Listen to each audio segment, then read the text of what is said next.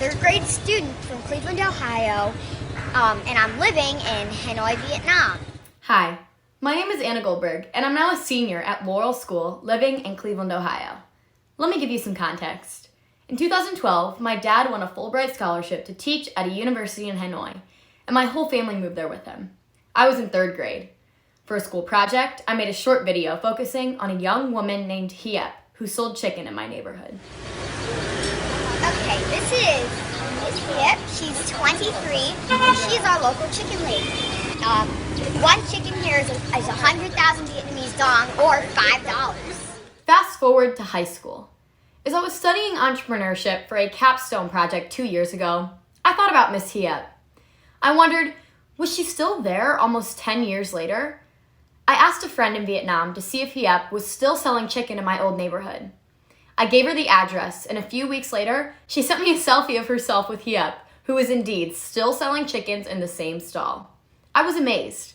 Today, just like in third grade, I have another school project, and I decided to create another video about Hiep.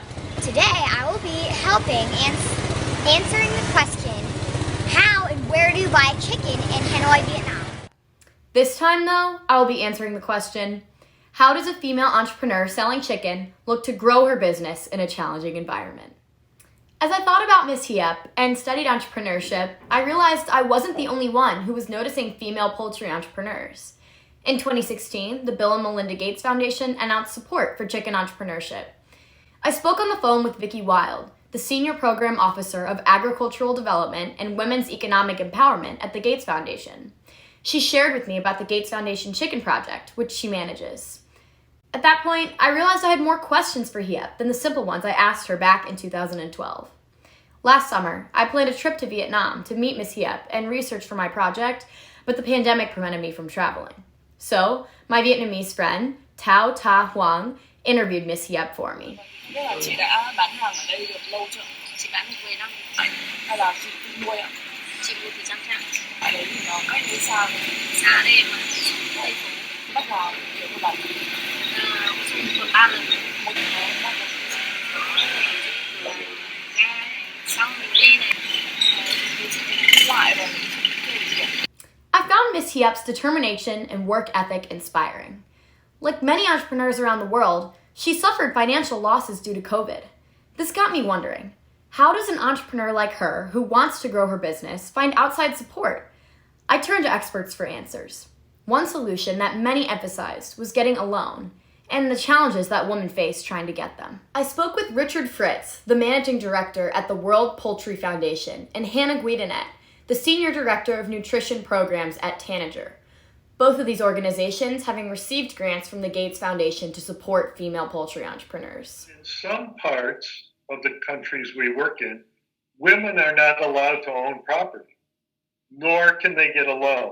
You know, these bankers are very conservative, and they don't want to loan to a person who's making $300, maybe a year, that has no assets. Because women in these settings traditionally don't have access to the collateral that's needed to take out loans from a bank, and they're just not attractive to a bank. Hiep actually obtained a government loan when she first started her business, but many of the experts I talked to pointed out other options in addition to a loan. I heard from Professor Christine Mahoney, the Director of Social Entrepreneurship at the University of Virginia, Professor Matt Nash, the Managing Director of Social Innovation and Entrepreneurship at Duke University, and Professor Jackie Bonilla, the Social Innovation Initiatives Coordinator at the University of North Carolina, on this. What some research has shown is that having like a mentor that is in the city that really knows the local scenario can be almost more impactful than the loan itself. Part of it sometimes is just helping entrepreneurs, raise their aspirations and see what's possible. And so part of it's also just inspiring entrepreneurs to grow their businesses, as well as giving the financing and the technical support alongside, People are just so much a part of their own innovation. So she might know something and be thinking about something and just need the push or the support to be like, that's a great idea. Because, so much of the work abroad, too, is about women empowerment. Mm-hmm. giving women the strength to feel like they can be competitive in a certain space. One thing all the experts agreed on is how the poultry business is a great business to be in, particularly for women, all around the world. Sometimes, local cultures and traditions make it difficult for women to start their own businesses, but the poultry business is usually an exception. Richard Fritz and Janetti Namara, the Global Partnership Program Lead at Heifer International, spoke to me about this. They don't need any permission from their husband to be able to own a poultry. And they don't need any permission to sell poultry or to kill poultry for their family. They have more women involved in ownership of the poultry production to increase the income of the family. I also spoke to Tao again, the friend who interviewed Miss Hiep for me. Tao is the impact manager at KISS Startup in Hanoi and works with entrepreneurs like Hiep. She walked me through what KISS's process is. To the financial training and something like that. And then when she's ready to get some fund to expand her business, after that we will introduce to some funding or some grant to help her to open her business. Another way to fund entrepreneurs like Hiep is through microlending. I spoke with Chad Sturbins, the Chief Investment Officer at Kiva, a microlending nonprofit. He explained to me how Kiva works.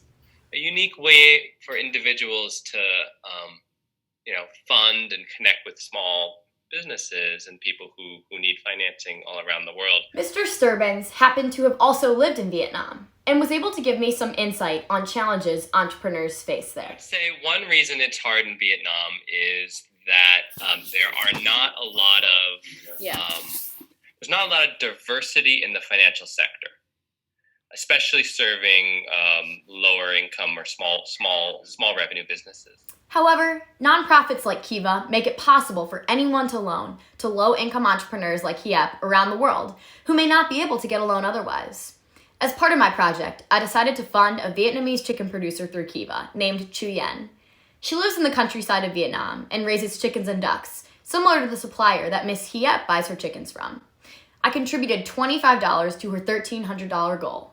She's already paid me back $5 of the $25 I lent her. With that loan, Chu Yen was able to buy more chickens and ducks to raise. I reached out to her loan officer, who says her family's doing well.